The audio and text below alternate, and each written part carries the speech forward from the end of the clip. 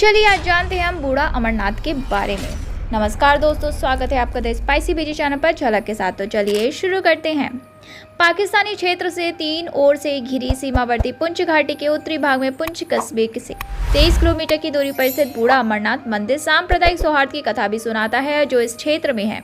वैसे ये भी कहा जाता है कि भगवान शिव ने कश्मीर में स्थित अमरनाथ की गुफा में माता पार्वती को जो अमरता की कथा सुनाई थी, उसकी शुरुआत बूढ़ा अमरनाथ के स्थान से ही हुई थी। और अब ये मान्यता है कि इस मंदिर के दर्शनों के बिना अमरनाथ की कथा ही नहीं बल्कि अमरनाथ यात्रा भी अधूरी है। कितने आश्चर्य की बात है कि हिंदुओं का धार्मिक स्थल होने के बावजूद इसके आसपास कोई हिंदू घर नहीं है और इस मंदिर की देखभाल आसपास रहने वाले मुस्लिम परिवार तथा सीमा सुरक्षा बल के जवान ही करते हैं।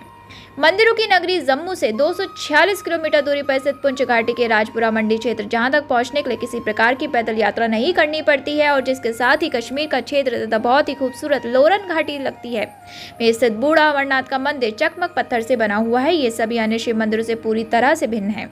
मंदिर की 4 दीवारी पर लकड़ी के काम की नक्काशी की गई है जो सदियों पुरानी बताई जाती है। कहा जाता है कि भगवान शिव द्वारा सुनाई जाने वाली अमरता की कथा की शुरुआत भी यहीं से हुई थी।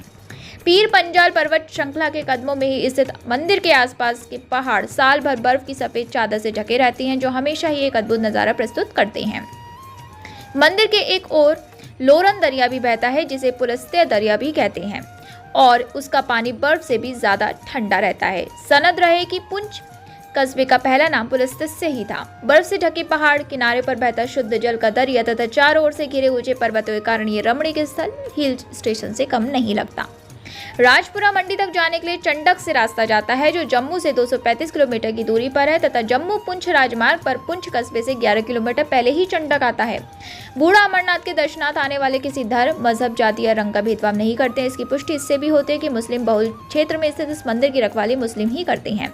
सिर्फ राजौरी पुंछ से ही नहीं बल्कि देश भर से लोग चकमक पत्थर के लिंग के रूप में विद्यमान भगवान शिव के दर्शनार्थ इस मंदिर में आते हैं। विभाजन से पहले यहाँ पाकिस्तान तथा पाक अधिकृत कश्मीर से आने वालों का तांता भी लगा रहता था जो पुंछ कस्बे से मात्र 3 किलोमीटर की दूरी पर ही है।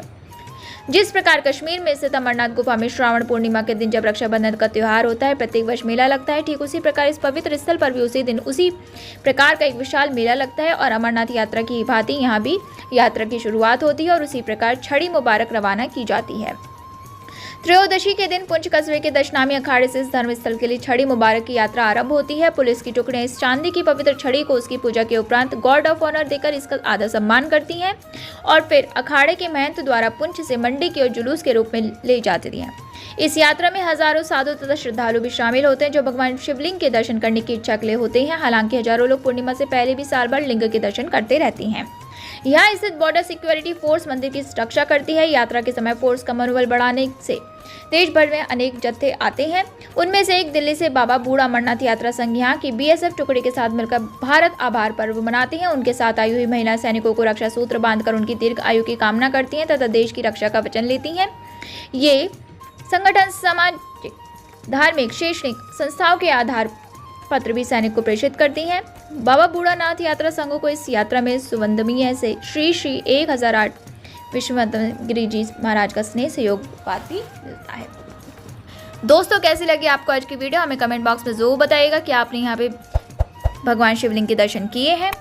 मिलते हैं अब हम नेक्स्ट वीडियो में। तब तक हमारे चैनल को सब्सक्राइब करना, इंस्टाग्राम पे फॉलो करना, लाइक शेयर कमेंट करना और स्ट्रे एनिमल्स को फीड कराना, उनकी हेल्प करना, पेड़ पौधों का ध्यान रखना बिल्कुल ना भूलेगा।